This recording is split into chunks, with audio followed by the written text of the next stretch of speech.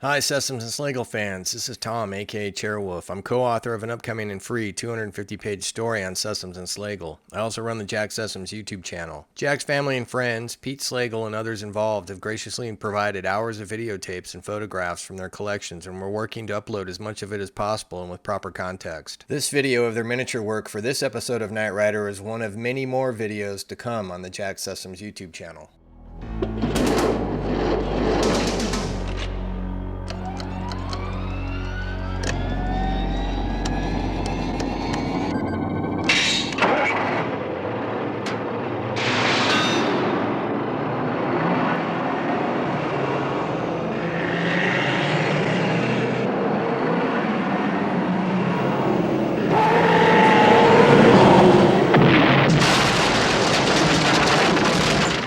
First quick pause here. The bad guys built a mobile battling ram called the Juggernaut, and it blasted through that metro line. This is one of several action shots created by Sessums and Slagle for this episode, and they feature a highly detailed replica of the Juggernaut in miniature. That replica was created by one of Jack and Pete's master model builders, Dave Humpert. Jack brought Dave on in 1982 just as they were starting work on the Winds of War. There's Dave at right in white shirt at Paramount with Pete Slagle and Chuck Welch. Only later did he find out he was resting his arm on Spock's casket, then under construction for the Star Trek's The Wrath of Khan. Here you can see Dave here working with Pete on an earlier Knight Rider episode, Custom Made Killer. For the body of the Juggernaut, Dave carved it out of a large piece of surfboard foam. It was also remote controlled. The RC inside likely was a Tamiya Subaru Brat. They used those a few times for other cars. For the grille, Dave used a plastic grid material that was the perfect size. There were also a lot of scratch-built parts added to it. The tunnel and other exteriors in the episode were built by Jack, Chuck Welch, Dave Barker, Greg Tracer, and Jeff Peterson. There was a tradition to add personalized graffiti in some of their split-second action shots when it made sense. It wouldn't be something we could see back then in low res, but nowadays we can read some of it. The fun stuff on the walls isn't important by itself, but it's a good way to tell you more about the great talents who worked out at Redlands. Elvis was Jack's hero, and he named a dog after him. Gross Profits was a band that Jack played lead guitar in. Jack's on the left in his Gross Profits shirt. Chris Z was a family friend. Humpy is Dave Humpert. Marcia is Dave's wife. Here's Marcia holding up Dave's custom-built fiberglass boat he made for a spectacular shot Sessums and Slagle did for a commercial for the Miami Vice Stunt Spectacular. The Miami Vice Action Spectacular. 50 incredible stunts in 15 amazing minutes. Miami Vice and King Kong, a dynamite duo at the Universal Studios tour.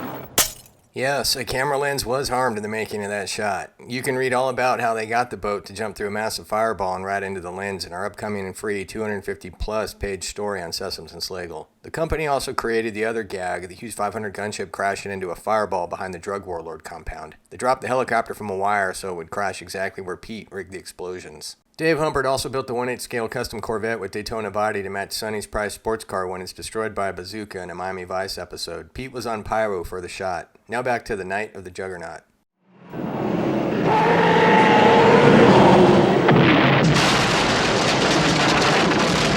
So we'll wrap up our PhD level review of the split-second graffiti, this time from the earlier shot as the Juggernaut blasts through the wall. John is one of Jack's sons. Pete is co-founder of the company. June's Pete's wife. Jimmy was the DP. The Hump is Dave Humpert. Ruth is modeler Greg Tracer's wife. Jeff is either Jeff Peterson, who helped with sets, or it's Jack's other son. Scott was one of Jack's neighbors. As Kit approaches, just above the phrase, Bev's birthday, that's Jack's wife, you can see badges. That word would come up as the company interacted with the studios, and in particular, with the union. We are federales, you know, the mountain police. If you're the police, where are your badges? Badges? We ain't got no badges. We don't need no badges. I don't have to show you any stinking badges. As Kit passes by here, you can see, "What is your quest?" That was something Jack would say, and always with the Monty Python accent. 7/23/85 patent pending was probably the day this was shot. Pete plugged the company into the studio machinery that churned out 1980s action television shows. He'd acquire videotape, photos, and dimensions from the studios of any vehicles and key objects used in first and second unit filming that they'd have to replicate. In this instance, you're looking at a few photos Sessums and Slagle used to build a scale version of the Juggernaut. Pete recalled he'd have a whole stack of reference, and they'd separate it and assign each modeler tasks and get everybody working. Before they filmed their shots, they always did this. They got the stack, they got in front of it, and they said, "Okay, here's exactly where we come into the shots." Pete, Jack, the model builders, camera crew, everybody studied what they were supposed to do. That's how it got done. For the destruction of the Juggernaut at the airport, the team also used the studio's first and second unit footage shot at Whiteman Airport in Pacoima. In addition to any storyboards and writer-producer meetings Pete attended, it was always valuable to the team to see what the first and second units had already shot so they could match it. Sometimes they'd have to shoot miniature sequences in parallel or before the studio was shooting theirs.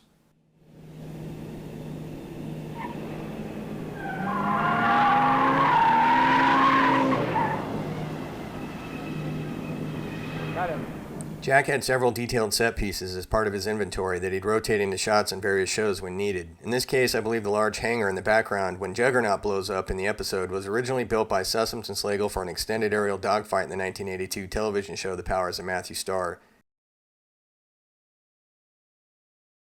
Here you can see the crew working with the hangar at Jack's property during the shooting for that show. That's Pete, Michael, JR, Zorba, and Chuck Welch, who was closest to that hangar. Chuck likely built the hangar and usually built the larger set pieces. There will be more about Chuck Welch in a future video.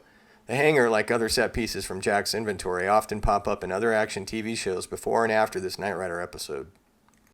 So now we're coming to the part in the dailies that shows where they're supposed to come into the sequence. They likely looked at this part of the video closely as they had to match objects and action in the scene. There wasn't any audio in these parts on the tape, but there will be later.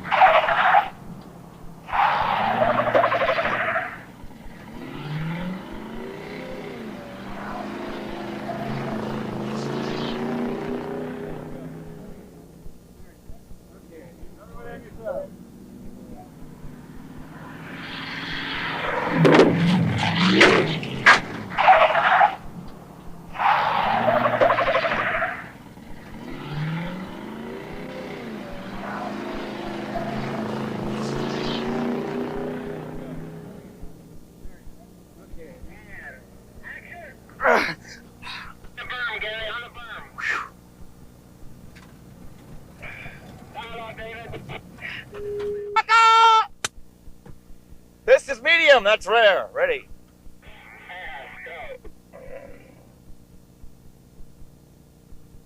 Get up in the air now to recover from the turbo boost, babe. Up high. And action.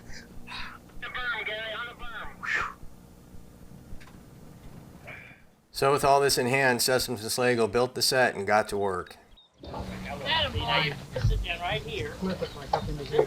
Jack, do you want any of your stuff on the scene after the camera shut down? You want any of the fireworks out? Up there, only the pickup truck.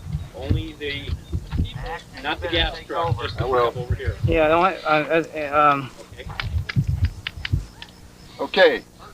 After everything's shut down, I'll go in and make sure that that doesn't get burned out. Okay, let's have quiet. Pete, you got anything to tell us? But you wait till a camera shot. So we understand the sequence of this. Quiet! When you guys call for action, Jack's going to take off running with the Juggernaut. Okay. When the first end of the tip hits just even gets the tank truck, touches it, I'm going to blow the little tip charge and immediately the tank truck. Okay. And a half a beat later, theoretically everything's still moving. All right. The Juggernaut itself will blow up, and by then it all should be starting to crunch in the front of the warehouse and the warehouse. All right. It all happened pretty quick. Does anybody see anything over here they don't like? Camera guys? No, they don't I'm even fine. see over there. You're fine. Fire extinguishers ready? Okay. Yeah. Extinguishers are ready to go behind the cameras. Jack, you going to call it? Yep. Your tension all right, you guys? Cameras? Fine. Okay, here we go. Ready, Pete? Go hot. Go hot. Here we go. Going pretty fast, Mark. And roll. Action!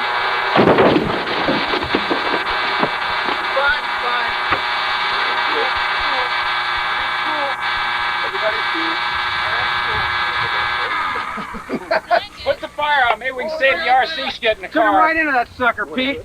You went so fast that I had to go broom. I told Mark I'm going. You know how they bitch at 120. Won't be that fast, though. No, I know.